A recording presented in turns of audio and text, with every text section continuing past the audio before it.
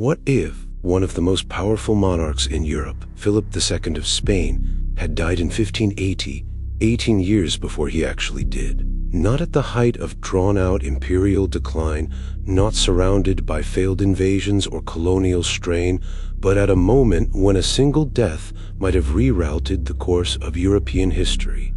This isn't a tale of personal tragedy. It's a question of succession, policy, and timing, because in 1580 the Portuguese crown became vacant, and Philip, still very much alive, seized it. But had he not lived to press his claim, what would have followed? Would Portugal have stayed independent? Would the Spanish Armada have ever been launched? Would Protestant Europe have faced a weaker Catholic resistance? To explore that, we need to understand what Philip actually did in the years after 1580, and what power he alone held over the political structure of early modern Europe. In 1580, a succession crisis engulfed Portugal following the death of King Henry, who left no direct heir. Philip II of Spain, asserting his claim for his mother, Isabel of Portugal, invaded Portugal and secured victory at the Battle of Alcantara. This led to the unification of the Spanish and Portuguese crowns under Philip, initiating the Iberian Union. This union expanded Spain's empire, incorporating Portugal's vast overseas territories, including Brazil, parts of Africa, and Asia. Had Philip II died in 1580, the Iberian Union might have never occurred.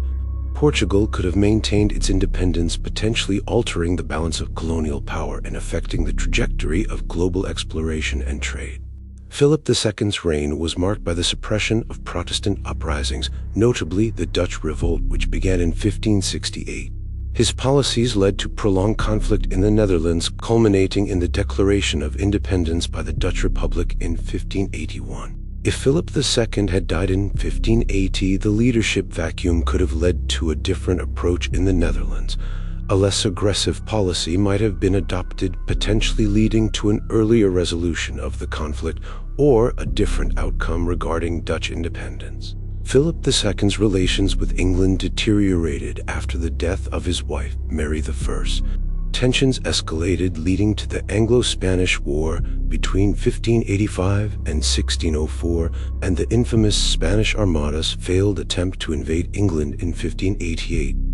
Had Philip II died in 1580, the subsequent leadership might not have pursued a different foreign policy, potentially avoiding the costly conflict with England and the disastrous Armada expedition.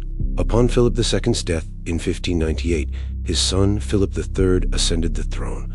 Philip III's reign was characterized by less direct involvement in the governance, leading to increased influence to court favorites and a decline in imperial efficiency.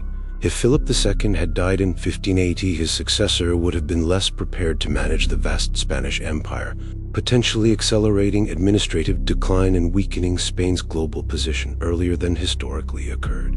The year 1580 was pivotal in shaping the course of European and global history. Philip II's actions during this period had lasting impacts on colonial expansion, religious dynamics, and international relations. His death at this juncture could have significantly altered the trajectory of the Spanish Empire and the broader European landscape.